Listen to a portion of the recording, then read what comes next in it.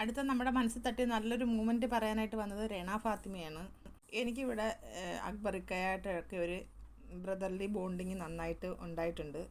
അതുകൂടാതെ ഞാൻ കാണാതെ പോയ ഒരു സംഭവമാണ് അനീഷേട്ടൻ്റെ ഒരു കരുതൽ, ഒരു സ്നേഹമൊക്കെ. ഒരു പ്രശ്നം ഉണ്ടാകുമ്പോൾ അനീഷേട്ടൻ വന്നിട്ട് റെന ആർ യു ഓക്കെ. പിന്നെ ആര്യനുമായിട്ട് ഞാനൊരു പ്രശ്നം ഉണ്ടാക്കിയപ്പം ചേട്ടൻ ആദ്യം എന്നെ ഓക്കെ ആക്കാൻ നോക്കി. അങ്ങനെ ആ ഒരു കാര്യമൊക്കെ അനീഷേട്ടൻ എവിടെയോ ഒളിഞ്ഞിരിക്കുന്ന ഒരു സ്നേഹം ഉണ്ടെന്ന് എനിക്ക് തോന്നിയിട്ടുണ്ട്. സോ അതുകൊണ്ട് അനീഷേട്ടൻ.